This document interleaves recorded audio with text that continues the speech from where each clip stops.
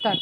नमस्कार, मी आशिष आनंद लोंढे, विवेकानंद कन्याकुमारीच्या डोंबिवली शाखेतर्फे आपल्या सर्वांचं मनपूर्वक स्वागत करतो.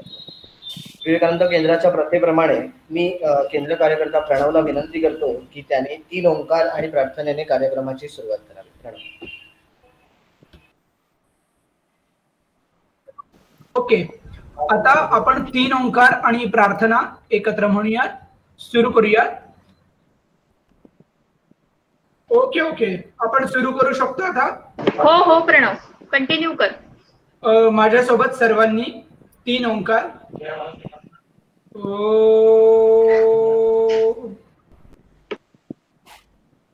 ओके ओके,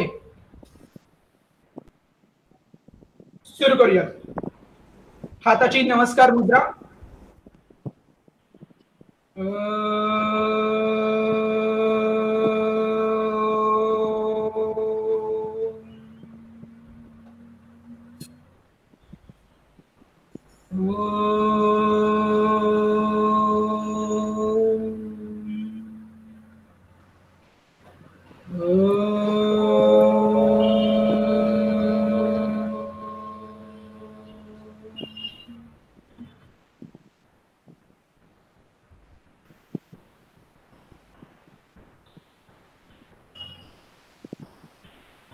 ओम भद्रं कर्णेभिः शृणुयाम देवाः,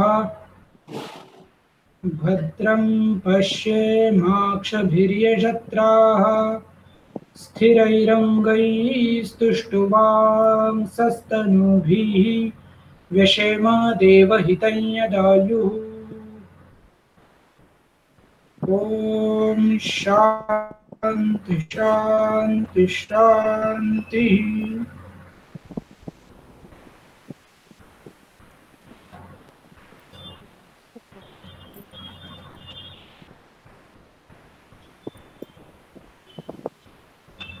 धन्यवाद प्रणव. मी सर्वांना जे जॉईन झाले त्या सर्वांना विनंती करू इच्छितो की आपले माईक हे कार्यक्रमात म्यूटवर ठेवावे, जेणेकरून कार्यक्रमात कुठल्याही प्रकारचा व्यत्यय येणार नाही. आणि आता आपण पुढचं कार्यक्रम बघूया. 2 दिवसापूर्वी 11 सप्टेंबरला विवेकानंदांच्या शिकागो येथील भाषणाचा दिन म्हणून विश्व बंधुत्व दिन आपण साजरा करतो. विवेकानंद नेहमी म्हणायचे की give me 100 energetic young men and I shall transform India.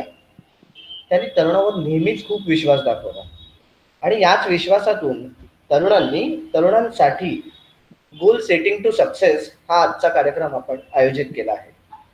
दरवर्षी आपण हा उत्सव मोठ्या उत्साहात साजरा करतो. यंदा कोरोनाच्या वैश्विक महामारीमुळे हा कार्यक्रम आपल्याला ऑनलाईन सादर करावा लागत आहे आणि तरीही यातून मिळणारं मार्गदर्शन आणि प्रेरणा यात कुठल्याही प्रकारची कमी पडणार नाही याची खात्री आम्ही बाळगून आहोत. 1970 साली स्वामी विवेकानंदांचं कन्याकुमारी येथील रॉक मेमोरियल याचं उद्घाटन झालं. मात्र विवेकानंदांचे विचार हे एका स्मारकाशी संबंधित न राहता त्याचा प्रसार होऊन राष्ट्र निर्माणात मदत व्हावी या विचाराने माननीय एकनाथजी यांनी स्वामी विवेकानंद केंद्राची स्थापना 1972 साली केली. मानव सेवा हीच माधव सेवा हे ध्येय ठेवून योग वर्ग, संस्कार वर्ग, स्वाध्याय वर्ग व केंद्र वर्ग यांच्या माध्यमातून मनुष्य निर्माणातून राष्ट्र पुनरुत्थान या कार्याला सुरुवात केली. विवेकानंद केंद्राचं डोंबिवली कार्यालय हे मंजुनाथ शाळे शेजारील गल्लीत कार्यरत आहे. केंद्राच्या डोंबिवली शाखेतर्फे टिळकनगर येथे योग वर्ग व आचार्य भिसे गुरुजी विद्यालय येथे संस्कार वर्ग घेतला जातो. डोंबिवली पश्चिमेला स्वाध्याय वर्गाचंही आयोजन होतं. या संदर्भातील अधिक माहितीसाठी आपण डोंबिवली केंद्राच्या फेसबुक व इन्स्टाच्या पेजला भेट द्यावी, त्याची लिंक चॅटबॉक्स मध्ये दिलेली आहे. आजचा कार्यक्रम हा प्रामुख्याने तरुणांसाठी असल्याने त्यांना स्फूर्तिदायक व प्रेरणादायक ठरेल असे गीत सादर करण्याची विनंती मी केंद्राची कार्यकर्ती जान्हवी हिला करतो. तिने नवनिहाल देशके हे गीत सादर करावे. जान्हवी. नमस्कार सर्वांना. नई डगर नया सफर कदम मिला के चल, नौनिहाल देश के मुस्कुरा के चल। नई डगर नया सफर कदम मिला के चल, नौनिहाल देश के मुस्कुरा के चल। नौनिहाल देश के मुस्कुरा के चल।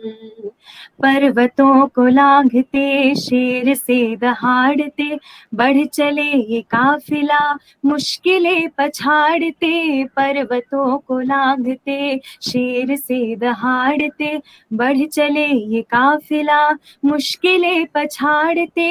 हर कदम नई उमंग में उठा के चल, हर कदम नई उमंग में उठा के चल। नई डगर नया सफर कदम मिला के चल, नौनिहाल देश के मुस्कुरा के चल।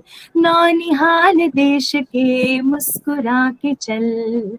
हाथ हाथ में लिए साथ साथ चल दिए, देश पर सदा मिटे देश के लिए जिए। हाथ हाथ में लिए साथ साथ चल दिए, देश पर सदा मिटे देश के लिए जिए।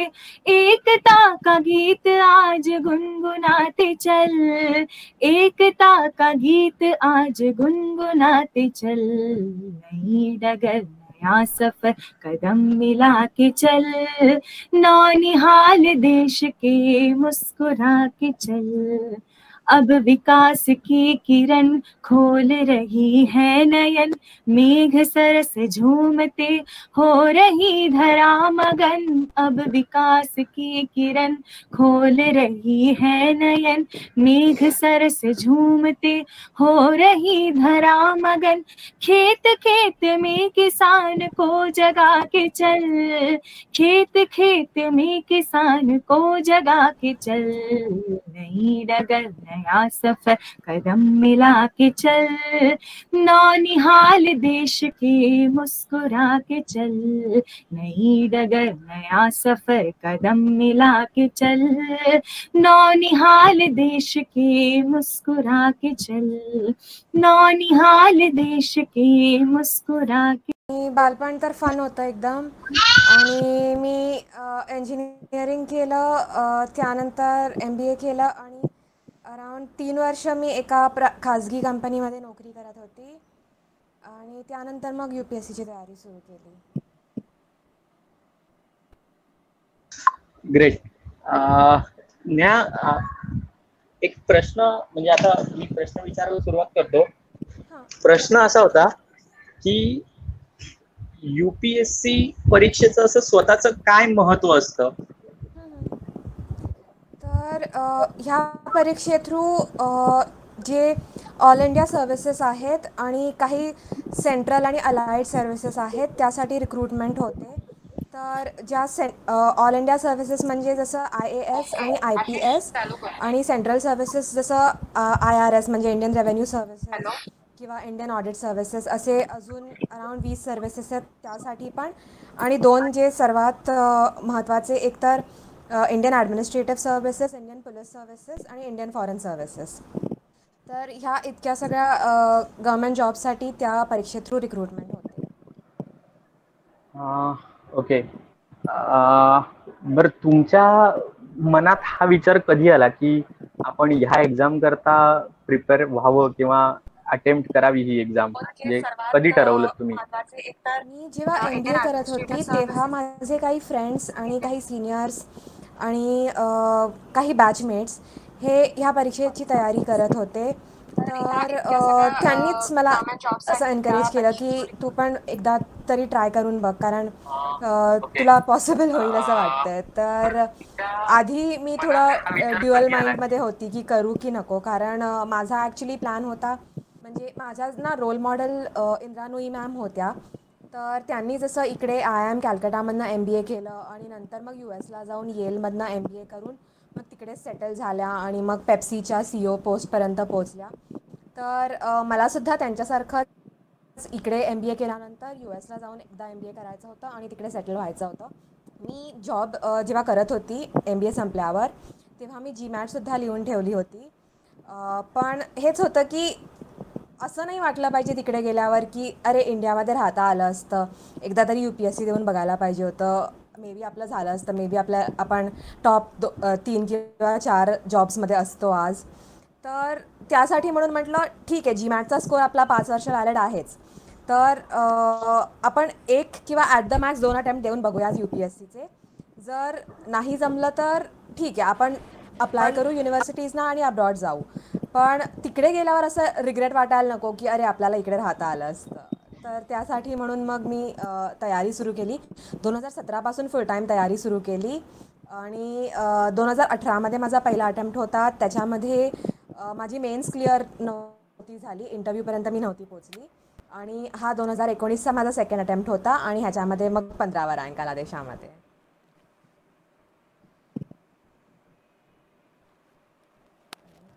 ग्रेट, मस्त होता तुमचा प्रवास. म्हणजे टफही होता आणि ऐकून असं इन्स्पिरेशन मिळण्यासारख्या गोष्टी होत्या की प्रयत्न करत राहिले पाहिजेत. तर साधारणपणे तुम्हाला हे प्रिपरेशन करायला किती ड्युरेशन लागला? म्हणजे तुम्ही एक तसं बघायला गेले तर अभ्यास करायला सुरुवात केलीत, तर कधीपासून ती सुरुवात केलीत? किती तास दिवसातले तुम्ही अभ्यास करायचा? मी जेव्हा नोकरी करत होती तेव्हा थोडी तयारी सुरू केली होती, म्हणजे पण तेव्हा असे रोज 2 किंवा 3 तासच शक्य होत होतं नोकरीसकट. आणि फुल टाईम तयारी मी जून 2017पासून केली. जून 2017पासून म्हणजे मी तेव्हा जॉब सोडला होता आणि क्लासेस सुरू झाले होते माझे जून 17मध्ये. तर तेव्हापासून फुल टाईम तयारी आणि जनरली क्लासचा टाईम पकडून रोज 10 ते 12 तास अभ्यास व्हायचा. फक्त जी आमची परीक्षा असते त्याच्या अराउंड 2 किंवा 3 महिने आधी टाइम वाढवून अराउंड 12 ते 14 तास व्हायचा. ओके, म्हणजे दिवसातले 14 तास, 24 तासातले 14 तास तुमचे फक्त अभ्यासात जायचे परीक्षेच्या 2 महिने आधी. तेव्हा जनरली 10 ते 12 इन्क्लुडिंग क्लासचा टाइम. अच्छा, ओके. बरं नेहा, मला असं विचारायचं आहे की म्हणजे असं मी ऐकलंय किंवा युट्यूब वरती किंवा सोशल मीडियावरती वगैरे बघण्यात येतं किंवा असं ऐकिवात येतं की हे जे इंटरव्ह्यू होतात अशा मोठ्या पोस्ट करता किंवा मोठ्या एक्झामचे, तर ते इंटरव्ह्यू असं कॅन्डिडेटला थोडंसं चिथवणारे किंवा काहीतरी राग येणारे किंवा त्याचं मेंटली इम्बॅलन्स करून, म्हणजे असं काहीतरी रागात तो काहीतरी उलट उत्तर देईल असं खरंच प्रश्न विचारले जातात का? काही लोकांना हो, म्हणजे त्याला स्ट्रेस इंटरव्ह्यू बोलतात की तुम्हाला खूप असं प्रेशर खाली टाकलं जातं, स्ट्रेस खाली, की तुम्ही चुकून काहीतरी रॉंग स्टेटमेंट कराल. आणि म्हणजे कुठल्याही तऱ्हेने असू शकतं. म्हणजे मे बी तुम्ही काही नॉन कॉन्स्टिट्युशनल टाईपचं स्टेटमेंट करावं किंवा पॉलिटिकल टाईपचं स्टेटमेंट करावं, असं म्हणजे असा टाईपचं होऊ शकतं जर तुम्ही खूप स्ट्रेस घेतला तर. पण आम्हाला असं शिकवलं जातं क्लासमध्ये की किती पण स्ट्रेस करायचा प्रयत्न केला तरी आपण काम राहावं, स्माईल करावं आणि जे पण विचारतात त्याचं स्माईल करत उत्तर द्यावं. जर उत्तर येत नसेल तर आय डोंट नो, सॉरी एवढं बोललं तरी चालतं. पण असं कॉन्स्टिट्यूशनच्या अगेन्स्ट जाऊन किंवा गव्हर्नमेंटच्या अगेन्स्ट जाऊन असं काही बोलायचं नाही, हे आम्हाला सांगितलेलं असतं क्लासमध्ये. पण तेच आहे, म्हणजे ऑन द स्पॉट तिकडे काही लोकांचं होऊ शकतं की असं रिअलाइज नाही होत की हा हे जे सांगितलं ते आपल्याला डायरेक्शन्स ते आपण फॉलो नाही करत आहोत. पण मोस्टली तर म्हणजे सगळ्यांचे कॉर्डियलच झालेत इंटरव्ह्यू. काही लोकांचे हो थोडे स्ट्रेस इंटरव्ह्यू झाले होते. अच्छा, पण म्हणजे हे पर्पजली केलं जातं का कॅन्डिडेट कसा रिएक्ट होतो म्हणून तसं केलं जातं? डिपेंड करत असणार. म्हणजे त्यांना जर असं वाटत असेल की आपल्याला काही पर्टिक्युलर क्वालिटी चेक करायची आहे कोणाची, म्हणजे कोणी असं अंडर प्रेशर कसं काम करू शकतं, कारण ह्या जॉबमध्ये तुमच्यावरती असं तुम्ही जनते थ्रू किंवा पॉलिटिशियन्स थ्रू असं प्रेशर येऊच शकतो as a part of the job. तर तुम्ही ते प्रेशर हँडल करू शकता की नाही हे बघायला आय थिंक ते असं करत असतील, स्ट्रेस इंटरव्ह्यू कंडक्ट करत असतील असं वाटतं.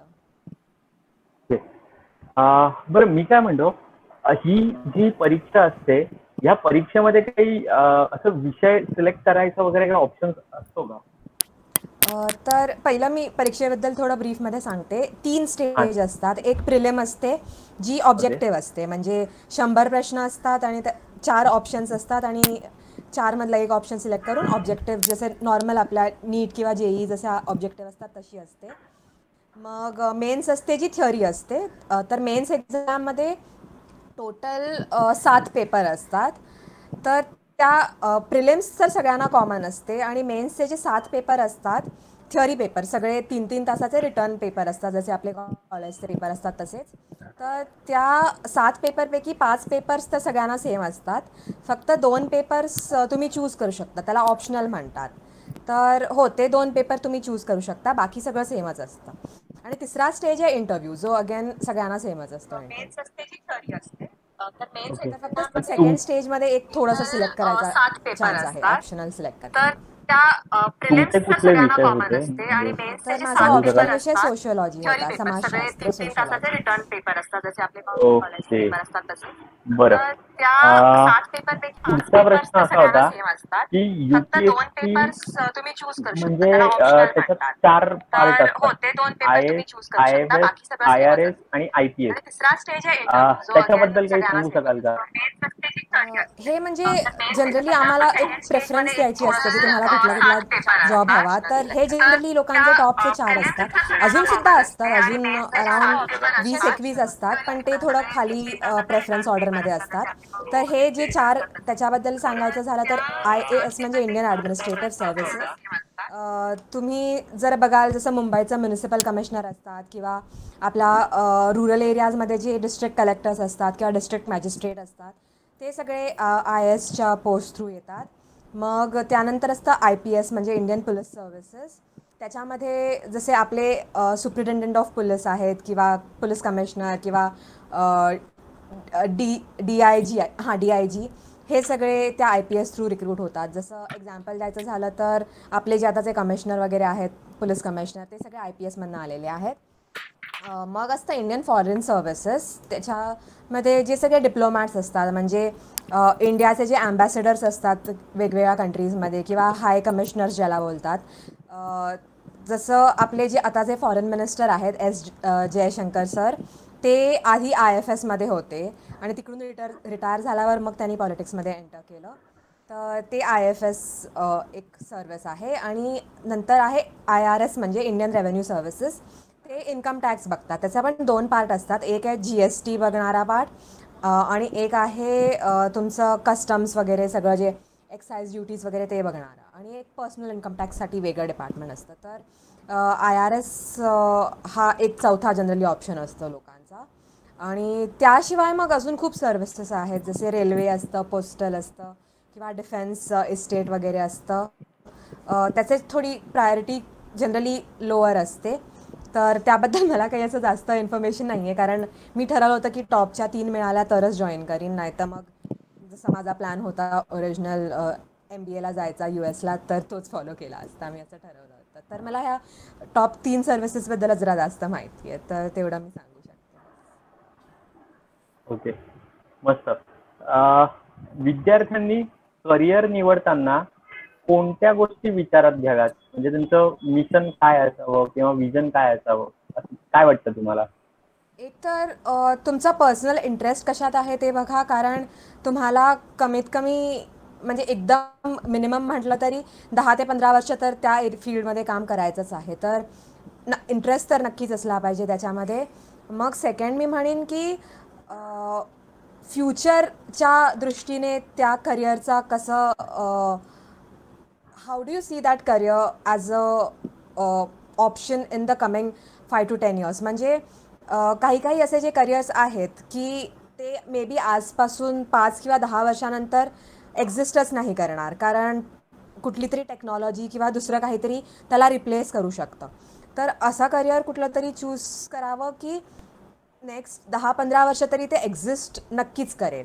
जसं मी एक्झाम्पल सांगेन तर थोडं मला जेवढं कम्प्युटरबद्दल माहिती आहे तर मेनफ्रेम एक टेक्नॉलॉजी आहे ज्याच्यामध्ये काही लोक आज काम करत आहेत.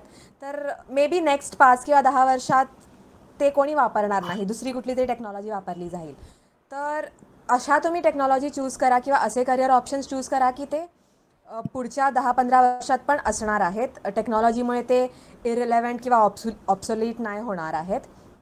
आणि जर असा तुम्ही कुठल्या करिअरमध्ये असाल जे तुम्हाला वाटतं की ते येणाऱ्या वर्षांमध्ये इररिलेव्हंट होऊ शकतं, तर तुम्ही स्वतःला अपस्किल करा, रिस्किल करा.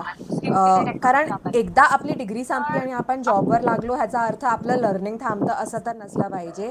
कायम स्वतःला नवीन नवीन स्किल्स शिकत जा, जे तुम्हाला करिअरच्या ग्रोथमध्ये पण हेल्प करू शकतील. आणि जर तुमचं करिअर म्हणजे ज्या फील्डमध्ये तुम्ही आहात मे बी ते नंतर ऑब्सोलीट व्हायला लागलं तर तुम्ही इझिली दुसऱ्या कशात तरी स्विच करू शकता. जसं तुम्ही आता जर मेन फ्रेममध्ये काम करत असाल तर तुम्ही डेटा ॲनालिटिक्स शिका किंवा आर्टिफिशियल इंटेलिजन्स रिलेटेड जे काय काय आहे ते शिका, म्हणजे तुम्हाला इझिली त्याच्यामध्ये स्विच करता येईल. कारण आता आपण म्हणतो ना की industrial revolution 4.0 is here. IR 4.0 म्हणजे ज्याच्यामध्ये फुल डेटा ॲनालिटिक्स आणि artificial intelligence, machine learning, big data ह्या सगळ्यामध्ये खूप जास्त काम येणार आहे फ्युचरमध्ये. तर ते सगळं तुम्ही शिकून घ्या कमिंग टाईम्समध्ये. आणि हे नुसतं मी इंजिनियर्ससाठी नाही सांगत आहे, म्हणजे असं नाही की फक्त सॉफ्टवेअर इंजिनियर्सनी नवीन टेक्नॉलॉजी शिकावी. असं जर तुम्ही मार्केटिंगमध्ये असाल तर मार्केटिंग ॲनालिटिक्स पण येतं. जसं जर तुम्ही HR मध्ये काम करता तर HRचे पण ॲनालिटिक्सचे खूप सारे कोर्सेस आहेत. तर तुम्ही ज्या पण फील्डमध्ये आहात त्याच्याशी रिलेटेड फ्युचर रेलेव्हंट काही जे पण असेल ते तुम्ही शिकत राहावं.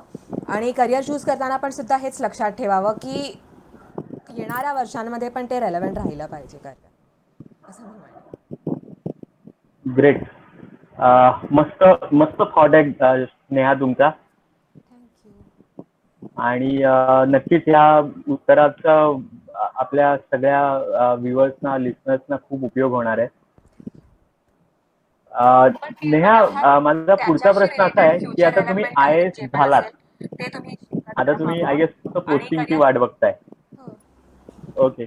आता मला सांगा की IAS झाल्यावर आपल्या देशाला किंवा रदर आपल्या महाराष्ट्राला, मी म्हणेन तुम्ही महाराष्ट्रात वाढलेला आहात, तर महाराष्ट्राला त्याचा कसा लाभ होईल किंवा कशी मदत होईल महाराष्ट्राला तुमची, आणि तुमच्या बाबतीत ज्याच्या काय कल्पना असतील, म्हणजे कशी मदत करावी महाराष्ट्राला किंवा देशाला. म्हणजे देशाला तर झालंच, पण महाराष्ट्राला स्पेशली.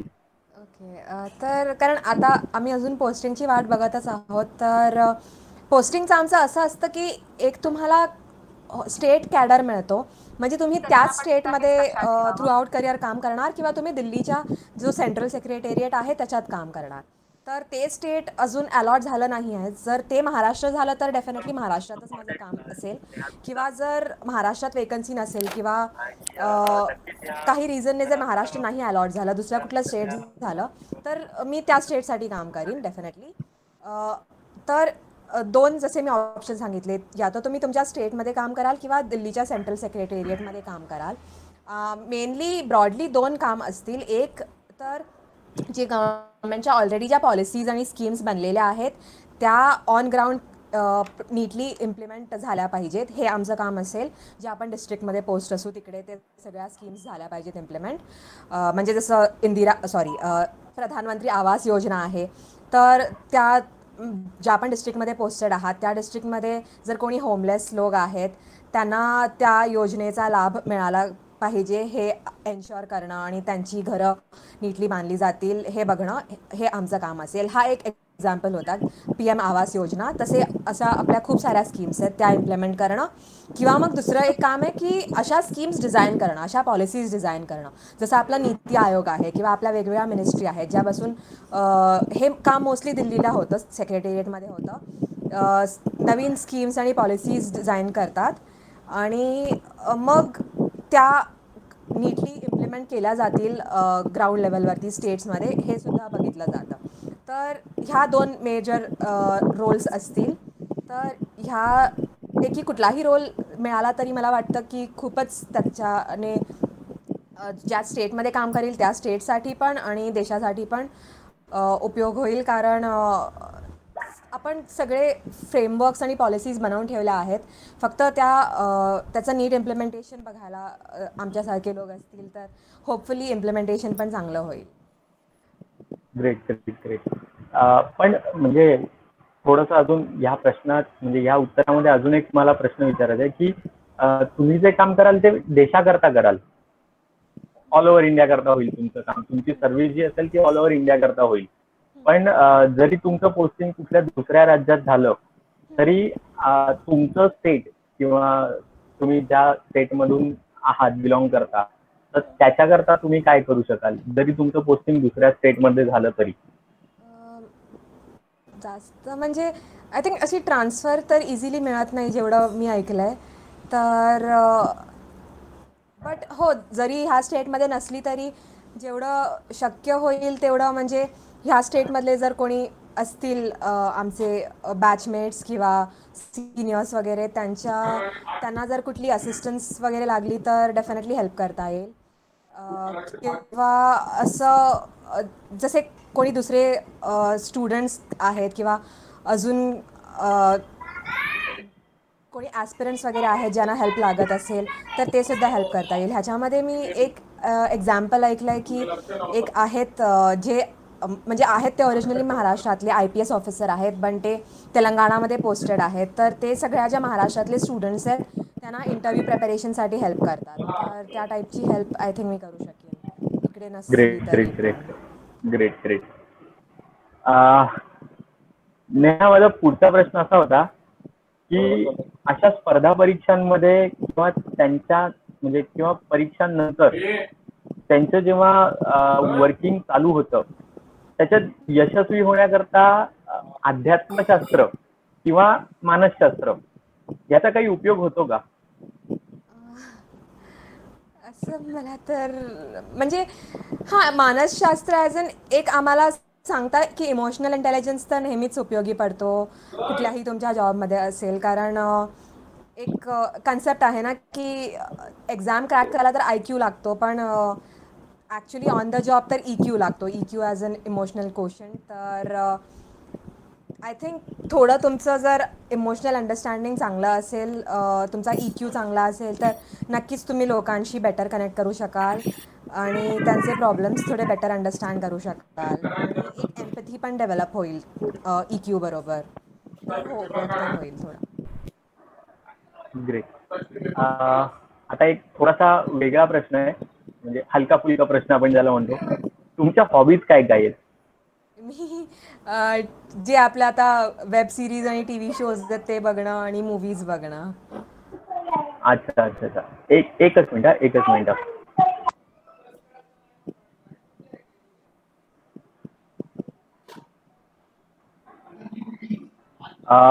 बरं नेहा, आपले काही लिस्नर्स आहेत, व्ह्युअर्स आहेत, त्यांचे काही आपल्याला प्रश्न येतात. तर फक्त एकच मिनिट थांबाल, मी चेक करतो. म्हणजे मला चालेल. श्रेयाताई,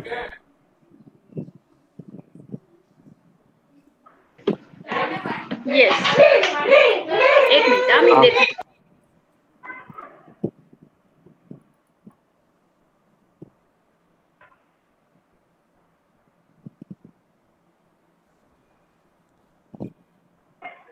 बरं नेहा, मी काय म्हणतो, म्हणजे हे प्रश्न येतात तोपर्यंत मला असं विचारायचं होतं की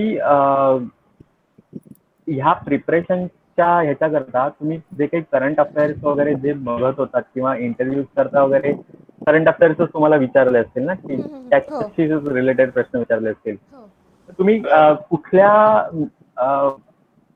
काय म्हणतात त्याला, कुठल्या गोष्टीला फॉलो केलं किंवा कुठल्या गोष्टीवरती तुम्ही बेस होतात की बाबा ह्या गोष्टी, ह्या काय म्हणतात त्याला, सोर्स थ्रू आपल्याला जी इन्फॉर्मेशन मिळेल ती ऍक्युरेट असेल किंवा कन्फर्म असेल, तर कुठला सोर्स तुम्ही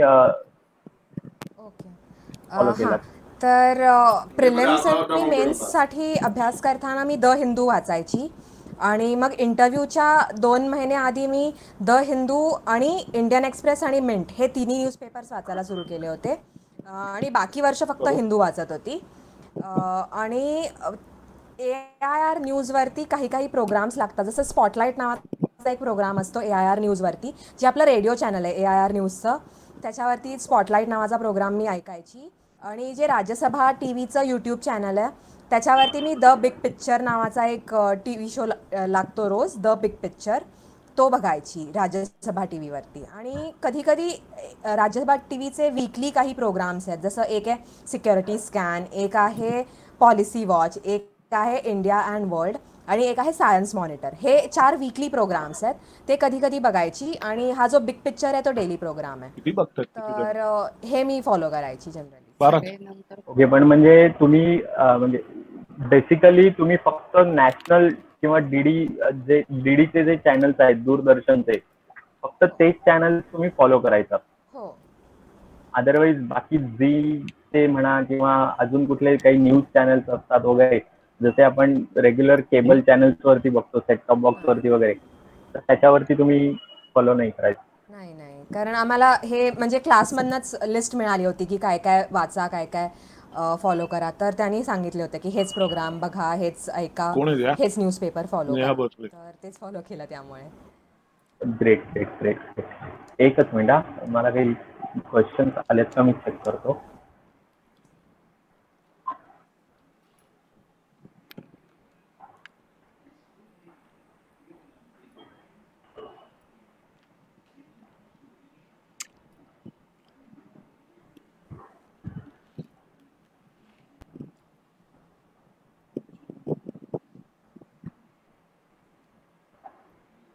एकच मिनिट. आशिष, हा बोलतोय. तुझ्याकडे प्रश्न आहे एक? हो हो हो यस, प्लीज प्लीज तू विचार तोपर्यंत. धन्यवाद नेहाताई, पहिल्यांदा फार सुंदर माहिती दिली तू याबद्दल, तुझ्या एकूण प्रवासाबद्दल आणि सगळ्याबद्दल.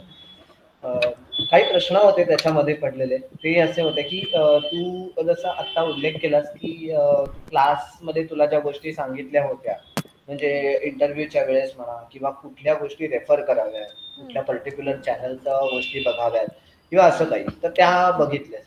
पण मला असं विचारायचं आहे की ज्यांची परिस्थिती नाहीये ते विदाऊट क्लास पण या परीक्षा अटेंड करू शकतात का, आणि खरंच ते फिजिबल आहे का, खरंच मार्गदर्शनाची खूप गरज आहे? करू तर शकतात, काही लोक करतात पण दरवर्षी. पण एक आहे की क्लासमुळे ना टाईम खूप वाचतो.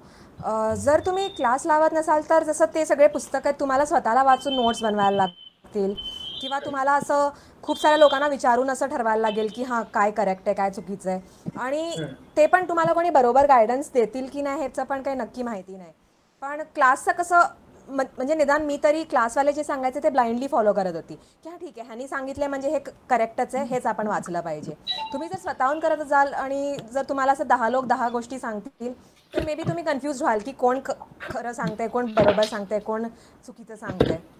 तर थोडा टाईम वाचतो मला वाटतं क्लास लावला तर. पण जर नाही लावला तरी म्हणजे आता इंटरनेटमुळे असं काही काही चांगले सोर्सेस तर आहेत जे तुम्ही रेफर करू शकता जर क्लास लावत नसाल तर. पण तेच आहे की तुम्हाला माहिती असलं पाहिजे की हां हे चांगलं आहे ऑनलाईन अवेलेबल. कारण असं एक इन्फॉर्मेशनचा ओव्हरडोस झाला इंटरनेटमुळे. तर तुम्ही असं खराब यूट्यूब चॅनल्सवरचे व्हिडिओज बघत बसलात किंवा खराब वेबसाईट्सवरचा डेटा वाचत गेलात तर तुमचाच टाईम वेस्ट होईल. अच्छा, त्यातूनच एक मोठा प्रश्न असा आला की तुम्ही जसं म्हणाला की इंटरनेटवर काहीही म्हणजे माहितीचा विस्फोट आहे, त्यामुळे त्यांना काय बघायचं. तर मग अशा वेळेला आता इंटरनेटवर अशा शैक्षणिक सुविधा देणाऱ्या ज्या काही ऍप्लिकेशन्स आहेत, म्हणजे आपण जसं बघायला गेलो तर युडेमी वगैरे ज्या ऍप्लिकेशन्स आहेत किंवा अनअकॅडमी वगैरे ऍप्लिकेशन्स आहेत, तर अशा ऍप्लिकेशन्स वरच्या लेक्चर्सचा फायदा होतो का, की कुठेतरी समोर म्हणजे काय म्हणतात प्रत्यक्ष येऊन शिकवणं, प्रत्यक्ष मार्गदर्शन करणं हे जास्त प्रेफरेबल असेल? म्हणजे जसं जोकरने सांगितले ना, if you are good at something never do it for free. तर मला तरी वाटतं की जे सगळे चांगले टीचर्स आहेत ते अनफॉर्च्युनेटली पेड लेक्चर्सच घेतात. असे ऑनलाईन जे फ्री लेक्चर्स अवेलेबल आहे त्याच्यात किती गुड टीचर्स आहेत मला नाही माहिती. एक फक्त खान अकॅडमीचं मला नक्की माहिती आहे की फ्री आहे बट खूप चांगले टीचर्स आहेत खान अकॅडमीवरती. पण बाकी तर मला असं जास्त आयडिया नाही आहे कुठे किती चांगले टीचर्स आहेत का फ्री नाही. म्हणजे त्याच्यावर रिलायंट राहून तुम्ही याच्यात यश मिळवू शकता का? असं मी तर UPSC रिलेटेड तरी मी कुठले नाही बघितलेत. आयडिया नाही मला असे जे फ्री ट्युटोरियल्स बोलताय ना. नाही अजिबातच आयडिया नाही. आणि तेच म्हणजे मला तेच खरं वाटतं जोकरने जे सांगितलं होतं ते, की जर चांगले टीचर्स असतील मे बी ते फ्री नाही शिकवत असणार. तुम्ही तुमच्या वाक्यातून जोकरचं जे वाक्य म्हणालात त्यातनं एक चांगलं आहे की लोकांनी फक्त मूवीज बघू नयेत, ही वाक्य निवडून काढावी, तेव्हा कुठे UPSC क्लिअर होता येतं. माफ करा मी असं विचारलं. आणि अजून असा प्रश्न होता की म्हणजे UPSC ची तयारी करताना फक्त वाचनावर भर द्यायला पाहिजे की ऍप्टिट्यूड वर जास्त भर देऊनही म्हणजे त्याचाही काही उपयोग होतो, की फक्त आपण जे तेवढ्या घडामोडी रोजच्या रोज वाचल्या आणि अभ्यास केला, आपली पुस्तकं चाळली, रोजचे अपडेट्स ठेवले आणि मग त्याचे प्रश्न उत्तर आली, एवढंच होतं, की इतर काही जे मतलब पर्सनॅलिटी डेव्हलपमेंट म्हणा किंवा अशा काही गोष्टींचा पण फायदा होतो का?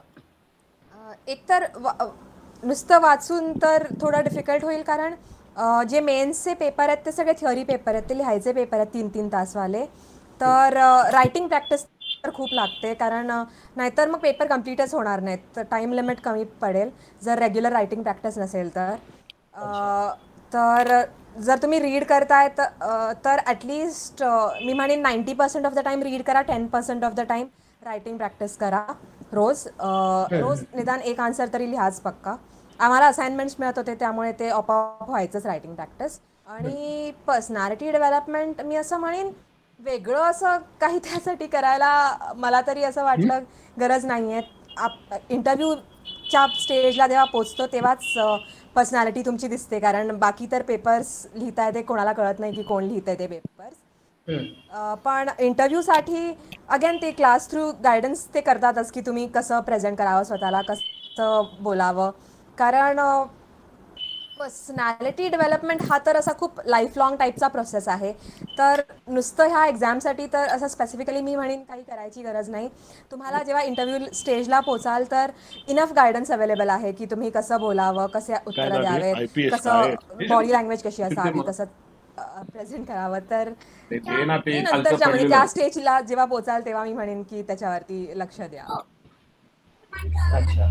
आणि युट्यूबवर वगैरे असे म्हणजे बरेच व्हिडिओज वगैरे असतात की असे प्रश्न विचारले जातात IAS च्या इंटरव्ह्यूला वगैरे, तर अशा काही जे युट्यूब व्हिडिओज असतात ते किती रिलेव्हंट असतात आणि खरंच असं काही असतं का? क्लिक बेट असतात, कारण आता सगळ्यांना युट्यूब मॉनिटाईज करायचंय, तर बस असे हेडलाईन्स टाका ज्याने लोक क्लिक बेट घेतील तुमचा आणि तुमचे बस व्ह्यूज वाढतील, तुम्हाला तेवढा ॲड रेव्हेन्यू मिळेल.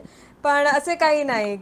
फार तर तुम्हाला ॲक्च्युली इंटरव्ह्यू कसे असतात बघायचे असेल तर मी 2 चॅनल्स सांगीन. एक आहे दृष्टी IAS म्हणून, दृष्टी IAS, आणि एक आहे राऊज IAS म्हणून, RAUS, राऊज आणि दृष्टी. हे दोघं पण ना जे मॉक इंटरव्ह्यूज होतात त्यांचे, जे स्टुडंट्स जे इंटरव्ह्यूसाठी सिलेक्ट झाले असतात ते खऱ्या इंटरव्ह्यूच्या आधी थोडे क्लासमध्ये जाऊन ह्यांच्या मॉक इंटरव्ह्यू देतात. तर त्याचे जे व्हिडिओज टाकलेले असतात ते खरे असतात ऑलमोस्ट, म्हणजे रिअल इंटरव्ह्यू पण थोडा त्या टाईपचाच होऊ शकतो. दृष्टी आणि राऊज या 2 चॅनलवरचे इंटरव्ह्यूज बघू शकता तुम्ही. जे सिलेक्टेड कॅन्डिडेट्स असतात त्यांचे मॉक टाकतात ते लोक त्या चॅनल्सवरती. अच्छा. प्रथमेश, आणखी काही प्रश्न घेतले तर चालतील का? आशिष, आय थिंक आपण आधी आपल्याला युट्यूब वरनं आपल्या ज्या लिस्नर्सचे प्रश्न आले ते कव्हर करूया आणि मग परत तुझ्याकडे येऊया. चालेल, हरकत नाही. प्रथमेश घेतोयस? मी युट्यूब वरचे घेऊ. एक सेकंड, दृष्टी ना DRISHTI आहे, दृष्टी. मी चॅट बॉक्स मध्ये टाकते ते, म्हणजे सगळ्यांना मिळेल. तर आपल्या लिस्नर्स मध्ये जे युट्यूब लाईव्हचे लिस्नर्स आहेत त्यांच्याकडनं प्रश्न आलाय. श्रेयाने विचारलाय, she is a CA candidate now, and the प्रश्न असा आहे की current youth is finding it difficult to achieve success in UPSC exam, what will your advice them? First की एक प्रॉपर गायडन्स घ्या आणि एक प्रॉपर टाइम टेबल बनवा आणि त्याला स्टिक करा, तो टाइम टेबल फॉलो करा. तुमचं म्हणजे एक अख्खं डेली रुटीन प्रॉपरली चॉकआउट करा. प्रॉपर असे गोल पोस्ट बनवा की ठीक आहे, ह्या एका महिन्यामध्ये पॉलिटी संपवायचं आहे, नेक्स्ट मंथमध्ये हिस्ट्री संपवायचं आहे, अशा टाईपचे. आणि जर तुम्ही क्लास लावला असेल तर क्लासवालेच तुम्हाला हा असा टाइम टेबल आखून देतीलच, त्यांच्या लेक्चर्सच्या बरोबर सगळं कंप्लीट करायचं. तर आय थिंक एक प्रॉपर प्लॅन असणं इम्पॉर्टंट आहे, प्रॉपर गायडन्स असणं इम्पॉर्टंट आहे. आणि तुम्ही जे वाचता ते मग सारखं रिवाईज करत बसा, मॉक पेपर लिहित बसा, जे तुमचे म्हणजे जसं आम्हाला रोज असाइनमेंट्स असायचे आम्ही ते लिहायचो, दर वीकला मिनी मेन्स असायच्या ते लिहायचो, मंथली असं मेन्सचे टेस्ट सिरीज वगैरे लिहायचो, प्रिलिम्सचे टेस्ट सिरीज लिहायचो. तर जितकं प्रॅक्टिस कराल तेवढं आय थिंक तुमचं एकतर रिव्हिजन होत राहतं, कारण तुम्ही त्या टेस्टसाठी स्टडी करणारच, आणि तुमचं बिकॉज तुम्ही तेवढं आन्सर रायटिंग करताय, तेवढे MCQ सॉल्व्ह करताय, तर तुम्हाला ते पण कळतं की हां ठीक आहे रिअल एक्झाममध्ये असं करायचं आहे. तर आय थिंक प्रॉपर गायडन्स आणि प्रॉपर प्रॅक्टिस आणि sticking to the time table, making a proper plan and sticking to that plan, I would say. आणि एक आहे की म्हणजे बोलायला तर आहे हां 6 अटेम्प्ट्स आहेच, गव्हर्नमेंटने अलाव केलेत 6 अटेम्प्ट्स, पण म्हणजे प्रत्येकाने आपापलं ठरवावं. जसं मी ठरवलं होतं की 2 किंवा मला खरं तर एकच अटेम्प्ट द्यायचा होता, पण म्हटलं ठीक आहे 2 तर 2, पण असं मी कधीही 6 अटेम्प्ट देऊ शकली नसती, कारण एक लिमिट असतो की किती वेळा तुम्ही तेच स्टडी करत बसाल. तर तसं पण तुम्ही बघा, म्हणजे जर तुम्हाला वाटतं की ठीक आहे 2 अटेम्प्ट किंवा 3 अटेम्प्टच देऊन बघायचे तेवढे द्या, and have a very strong backup plan ready. जसं मी ठरवलं होतं की ठीक आहे जर नाही झालं आहे आपला GMAT स्कोर, आपण अप्लाय करू आणि जाऊ कुठेतरी. तर तसंच नाही, एक बॅकअप प्लॅन नेहमी ठेवा, कारण आपल्याला माहिती आहे की सीट्स UPSCमध्ये किती असतात, दरवर्षी आय थिंक थोड्या कमी होतच चालल्यात त्या सीट्स, आणि कॉम्पिटिशन तर आहे तेवढी आहेच. तर असं ना स्टक राहू नका त्या सायकलमध्ये की हां ठीक आहे हा अटेम्प्ट नाही तर नेक्स्ट, कारण 6 अटेम्प्ट्स तर खूप जास्त झालं. तर जर तुम्ही 6व्या अटेम्प्टमध्ये सुद्धा सक्सेसफुल झाला तर obviously it would be good, but असं नाही व्हायला पाहिजे की हां सगळे अटेम्प्ट संपले and now you are totally lost की ओ माय गॉड आता काय करू. तर डिसाईड की तुम्ही किती अटेम्प्ट्स द्याल आणि have a very strong backup plan ready, असं मी म्हणेन. थोडक्यात म्हणजे अगदी न कंटाळता अभ्यास करत राहणं आणि फोकस राहणं महत्वाचं आहे असं वाटतंय याच्यातनं. दुसरा प्रश्न आहे Akshata, and she is asking what today's youth should do for well-being of the society. I would say do whatever makes you happy. Do whatever gives you joy, because सर्वात इम्पॉर्टंट आहे की तुम्ही स्वतः हॅपी असले पाहिजे. लोकांसाठी म्हणजे जस्ट बिकॉज XYZला चांगलं वाटेल म्हणून काही करू नका.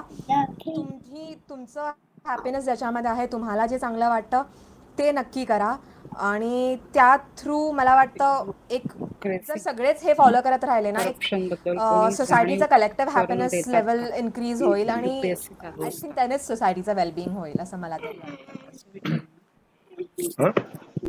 ओके. उदय काळेंनी विचारलं ऍक्च्युली की तुझ्या अभ्यासाची पद्धत कशी होती. आय थिंक मागच्या उत्तरामध्ये तुझं थोडंसं आलंय हे सगळं, पण परत एकदा प्लीज तुझं एक दिवसाचं शेड्यूल सांगशील का की तुझ्या अभ्यासाची पद्धत कशी होती.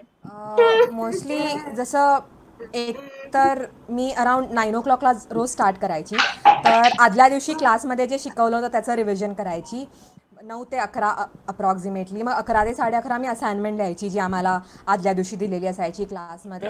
मग अराउंड 11:30 ते 1-1:30 जे काल शिकवलं होतं क्लासमध्ये ते आमचे जे स्टँडर्ड टेक्स्टबुक्स आहेत, पहिलं सकाळी तर मी फक्त क्लासचे नोट्स वाचायची, आणि मग असाइनमेंट लिहून झाल्यानंतर जे आमचे टेक्स्टबुक्स आहेत त्याच्यामध्येच जे काल शिकवलं होतं ते वाचायची परत. मग अराउंड 2 वाजता माझा क्लास सुरू व्हायचा, तो अटेंड करायची. क्लास अराउंड 4:30-5 पर्यंत संपायचा. मग क्लास संपल्यानंतर एकदा क्विकली आज जे शिकवलं ते जे माझ्या नोटबुकमध्ये लिहिलं होतं ते वाचायची, आणि मग त्यानंतर माझा ऑप्शनलचा क्लास असायचा, तो अराउंड 7 वाजता वगैरे सुरू व्हायचा. 7 ते 9 तो ऑप्शनलचा क्लास असायचा, तर ते करायची. आणि मग सेम त्याच्यात जे वाचलं ते कवर झालं, आणि रात्री मग डिनरनंतर अराउंड 10-10:30 पासून मी न्यूजपेपर वाचायची, आणि AIR न्यूज किंवा राज्यसभा TVचे न्यूज हे करायची, ऐकायची. तर हा जनरली माझा टाईम टेबल होता. आणि कधी कधी जसं माझा ऑप्शनलचा क्लास वीकमधनं फक्त 4 दिवस असायचा, तर ज्या दिवशी ऑप्शनलचे क्लास नसायचे त्या दिवशी मग त्याच स्लॉटमध्ये ऑप्शनलचे टेक्स्टबुक्स किंवा जे क्लास नोट्स होते ते वाचणं व्हायचं. ग्रेट. म्हणजे 14 तास पूर्णपणे व्यवस्थित डिवाइड केलेले होते. कारण त्याच्यामध्ये ह्याचाच टाइम खूप जायचा, टेस्ट लिहिणं आणि क्लासचे लेक्चर्स. ऋषिकेश म्हणून यांनी प्रश्न विचारलाय जे वर्ध्यावरनं आहेत की तुम्ही कोणकोणते बुक्स रेफर केले होते म्हणजे अपार्ट फ्रॉम क्लासेस तुमच्या ट्युशन्स. अच्छा, तर एक ना मी ह्याच्यात जर टाईप केलं तर दिसेल का ते? हो, तुम्ही चॅट बॉक्स मध्ये लिहू शकता. Okay okay. तर ना मी एक माझा ब्लॉग आहे त्याच्यावरती मी एकदम डिटेलमध्ये लिहिलं आहे. Sure, you can share them with us. एक सेकंड. थांबा. आता हे दिसतंय का? उलटा दिसतो. शीट दिसतेय? नाही, बरोबर. थोडी पेंट असेल ना. ओके, मी लिहिते. थांबा. तुम्ही लिहा, मी नंतर सगळ्यांची शेअर करते. आपल्याकडे सगळ्यांचे ईमेल आयडी पण आहे. We can share them through email as well. It will be very beneficial for them. कारण असं ह्या कमी टाईममध्ये सांगायला खूपच डिफिकल्ट जाईल. तर एक सेकंड टाईप करते मी ते. माझा ब्लॉग आहे त्याच्यावरती मी सगळं ते मेन्शन केलं आहे एकदम डिटेलमध्ये. अरे काय होतं ह्याला, एक सेकंड.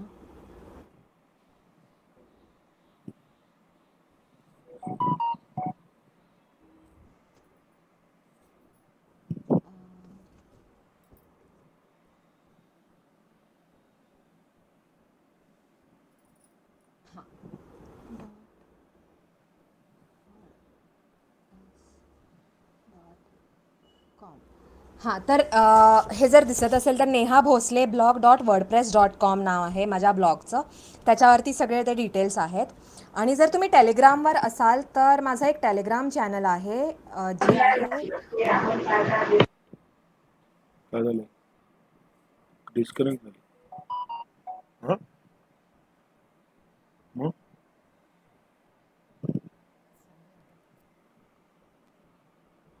डिस्कनेक्ट झाली ती.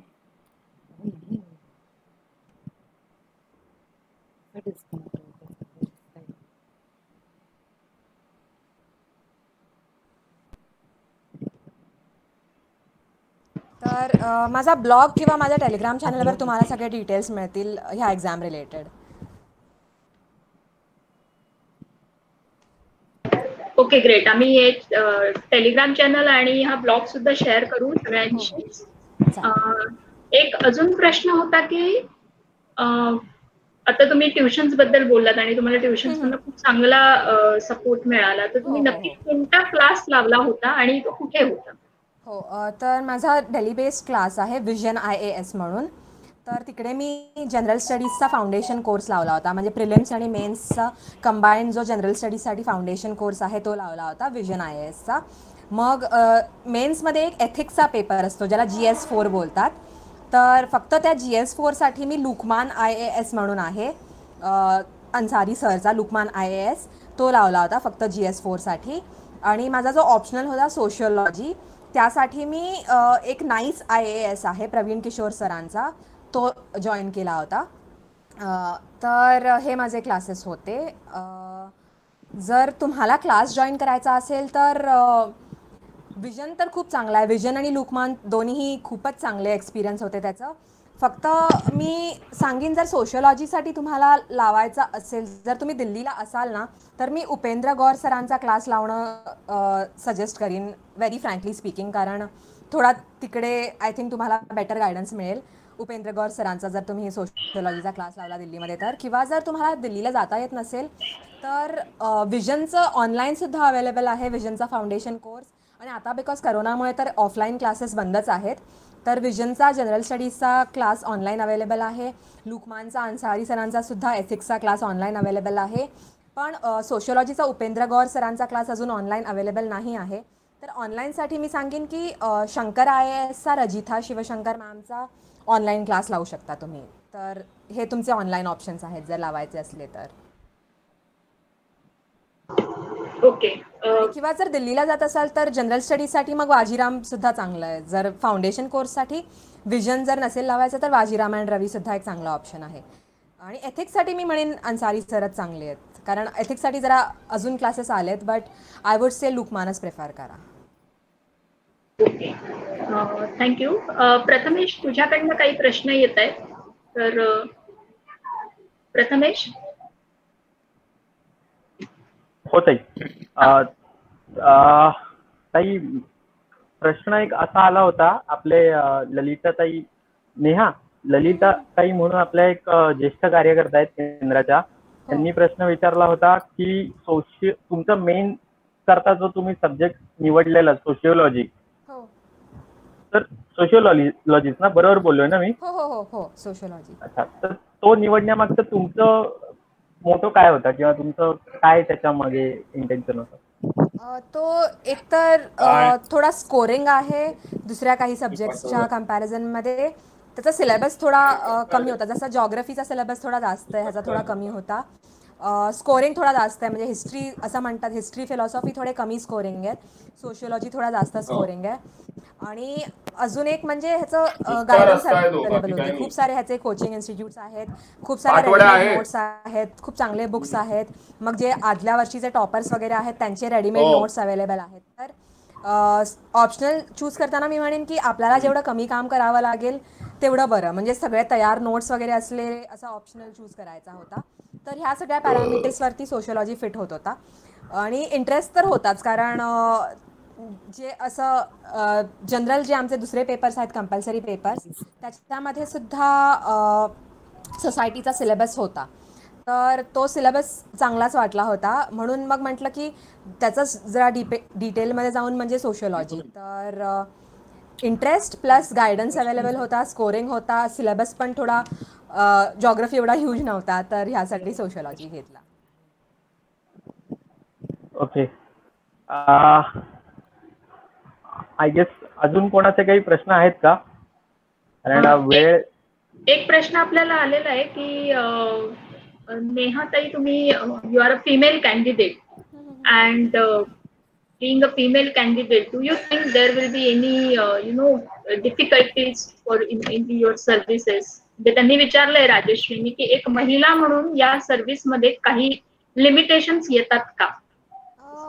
मला तर वाटतं नाही, कारण IAS मध्ये तरी असं फिजिकली टॅक्सिंग असं काही नाही आहे जॉबमध्ये. मोस्टली रेग्युलर जसं ऑफिस जॉब असतात तसाच असणार आहे, किंवा ग्राउंडवरती पण असा जसा रेग्युलर असतं तसंच आहे. IPS मध्ये हो मला असं वाटतं, कारण पोलीसमध्ये जसं आपण बघतो खूप फिजिकल स्ट्रेंथची गरज आहे. तर जर मी इंडियन पोलीस सर्व्हिसमध्ये असती तर हो थोडा डिफिकल्टी झाली असती as a female candidate. But IAS मध्ये तरी मला नाही वाटत असं काही जास्त डिफिकल्ट होणार.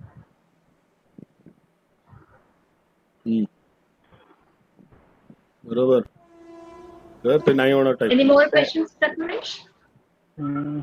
माझ्याकडे एक मिनिट, एक व्हॉट्सअप वरती प्रश्न आलाय. Yeah, please. ब्युरोक्रसी करप्शन याबद्दल कोणी जाणीव करून देतं का? म्हणजे त्याच्यासाठी असे म्हणजे खूप सारे लॉज आणि रूल्स आहेत की जर कोणी करप्ट असेल तर त्याला कसं पकडतील आणि काय त्याचे इम्प्लिकेशन्स असतील, किंवा जर तुम्हाला कोणी करप्ट ब्युरोक्रॅट दिसतंय तर तुम्ही कसं त्याच्याबद्दल कंप्लेंट करू शकता, किंवा तुम्हालाच तुमच्या कलिग्स वगैरे जर करप्ट आहेत तर त्याच्याबद्दल तुम्ही कसं विसल ब्लोईंग करू शकता. तर त्यासाठी असे खूप सारे लॉज आणि रूल्स अवेलेबल आहेत. तर आय थिंक एक खूप चांगला लीगल फ्रेमवर्क आहे ब्युरोक्रॅटिक करप्शन फाईट करण्यासाठी, आणि त्याचं इम्प्लिमेंटेशन पण चांगलं सुरू आहे. अजून मला वाटतं एक मिनिट परत एकदा चेक करतो. एक मिनिट, बहुतेक प्रश्न आलाय मला चॅट बॉक्स मध्ये. नाही, कोणाचे क्वेश्चन्स असतील तर परत एकदा मला चॅट बॉक्स मध्ये टाकता का प्लीज? प्रथमेश, एक अनुभूती यांचा प्रश्न आहे, रुपाली अनुभूती यांचा प्रश्न होता की तुम्ही नेहाताई, तुम्ही तुमच्या आयुष्यातलं अकॅडमिक आणि करिअर गोल तर तुम्ही साध्य केलेलं आहे आणि तुम्ही पोस्टिंगची वाट बघताय, but what is your life goal? तुम्हाला त्या सर्व्हिसेस मध्ये उतरल्यानंतर तुमचं गोल काय आहे? लाईफ गोल असं म्हणेन की just to live a life where there are no regrets. म्हणजे आजपासून 40-50 इयर्स नंतर इफ आय लुक बॅक असं वाटलं नाही पाहिजे I should not have any regrets in life. That's all I would से. की असं कधीच नाही वाटलं पाहिजे की हां हे करायला नव्हतं पाहिजे किंवा हे करायला पाहिजे होतं. So that's all. Yeah great. There is another question from mister Uday. तू तुझ्या यशाचे श्रेय नक्की कोणाकोणाला देशील? हां, फॅमिली, फ्रेंड्स आणि टीचर्स. फॅमिली सपोर्ट म्हणजे तुला खूप चांगला मिळाला. हो, फॅमिली पण, फ्रेंड्स पण आणि टीचर्स पण.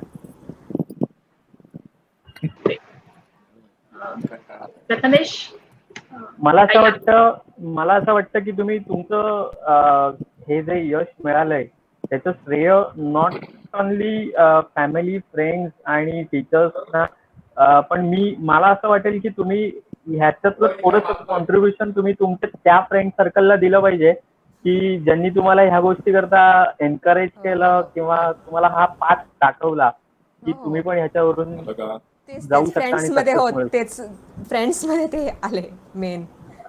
बेसिकली आपल्या लाईफ मध्ये म्हणजे असे फ्रेंड सर्कल किंवा असं एक वातावरण असणं किंवा असं टाईपचं सराउंडिंग असणं हे गरजेचं असतं असं सांगता येईल या कार्यक्रमातून आपल्याला. नक्की. आय थिंक आपले प्रश्न बरेचसे म्हणजे आपल्याकडपर्यंत पोहोचलेले व्हॉट्सअपच्या माध्यमातून, युट्यूबच्या माध्यमातून आणि गुगल मीटच्या माध्यमातून पोहोचलेले प्रश्न आपण विचारले आहेत. तर मला वाटतं आशिष आपण पुढे कंटिन्यू करूया. हो चालेल. Neha, thank you so much. खूप छान इंटरव्ह्यू दिलात मला बरं वाटलं तुम्हाला प्रश्न विचारून. Thank you. Same here. Thank you. Ashish, over to you. धन्यवाद नेहाताई. खूप छान मार्गदर्शन केलंस तू. एक जे कोणी आता इथे युपीएससी म्हणा, एमपीएससी म्हणा, अशा काही पदांसाठी ऍस्पायरंट्स असतील त्यांना तुझं मार्गदर्शन खूप होईल या सगळ्या इंटरव्ह्यू मधनं अशी अपेक्षा करतो. आणि प्रथमेश, फार चांगल्या प्रकारे तू प्रश्न विचारले लोकांच्या मनातले, जेणेकरून त्यांना त्याची उत्तरं जाणून घेता आली. त्यामुळे तुझेही आभार मानतो. आणि मी एक सांगू इच्छितो की विवेकानंद केंद्रातर्फे ज्यांना विवेकानंद केंद्रासाठी कार्य करण्याची इच्छा असते त्यांच्यासाठी एक एंट्रन्स एक्झाम सारखी भारतीय संस्कृती परिचय ही परीक्षा आपण सिनियर कॉलेजमधल्या मुलांसाठी घेतो. 50 मार्कांची ही परीक्षा असते. सध्याच्या काळामध्ये, या काळामध्ये फिजिकली शक्य नसल्यामुळे आपण ही ऑनलाईन स्वरूपाची एक्झाम घेणार आहोत. आणि त्यानंतर त्याचा ट्रेनिंग प्रोग्राम असतो आणि मग आपण केंद्राच्या कार्यामध्ये एक कार्यकर्ता म्हणा किंवा फुल टाइम डिवोटी म्हणून सहभागी होऊ शकता. तर या जे कोणी ऍस्पिरंट्स आहेत ज्यांना इच्छा आहे केंद्रासोबत काम करायची, त्यांनी नक्कीच या परीक्षेचा विचार करा. याबद्दलच ज्या काही माहिती आहे ती आपल्या फेसबुकच्या, डोंबिवली केंद्राच्या फेसबुक किंवा इन्स्टा जे पेज आहे त्या पेजवर तुम्हाला मिळू शकेल.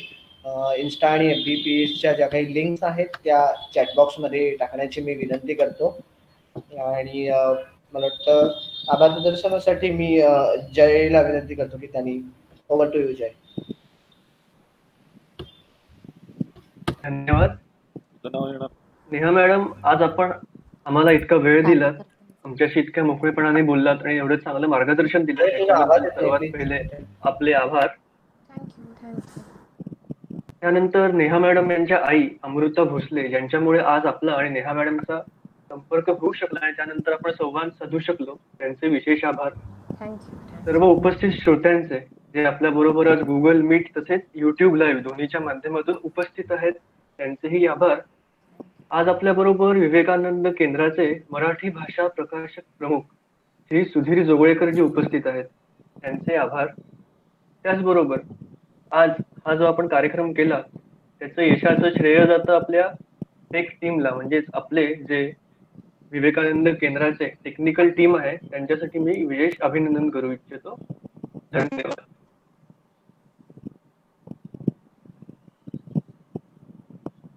चला.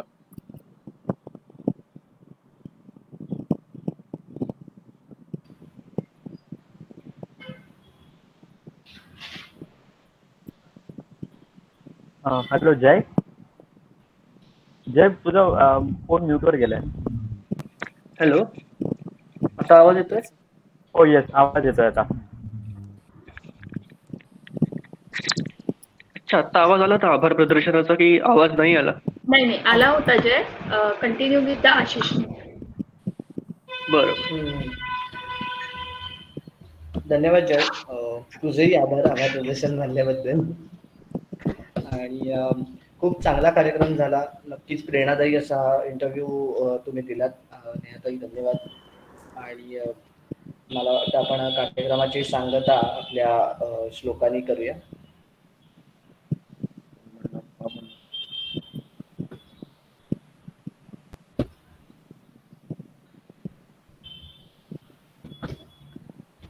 सर्वे भवन्तु सुखिनः,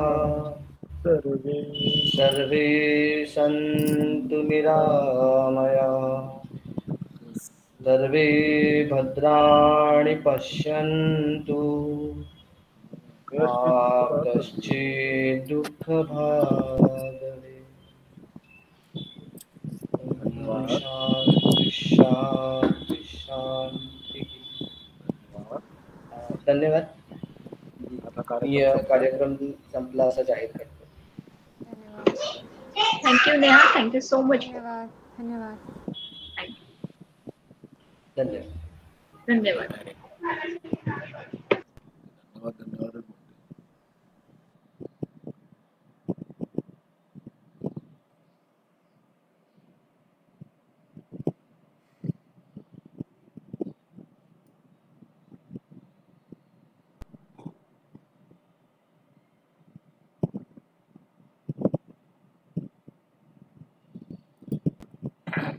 एडिटिंग स्टुडिओ काय एडिट केलं ते डिसमिस केलं ना तर कधीतरी काहीतरी होतं. म्हणून ते एडिट केलं की बॅक केलं की काम झालं.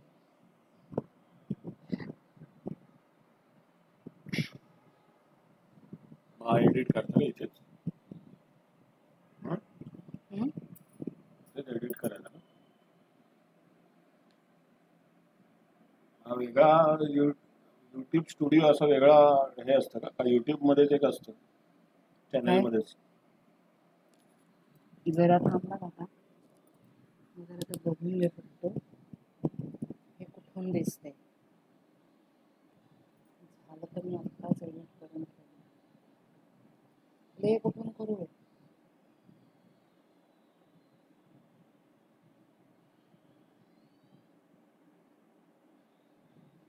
एडिट करायची काही गरज नाही.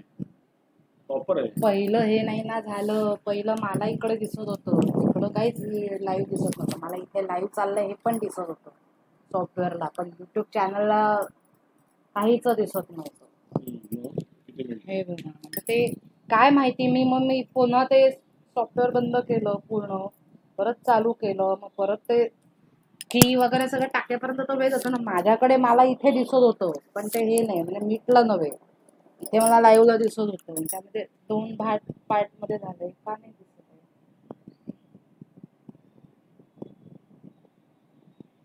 म्हणून हे बघायचंय.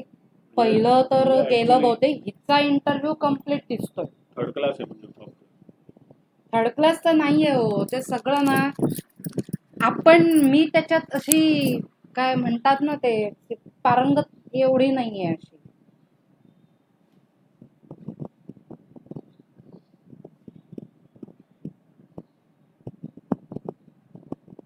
का नाही दिसत आहे.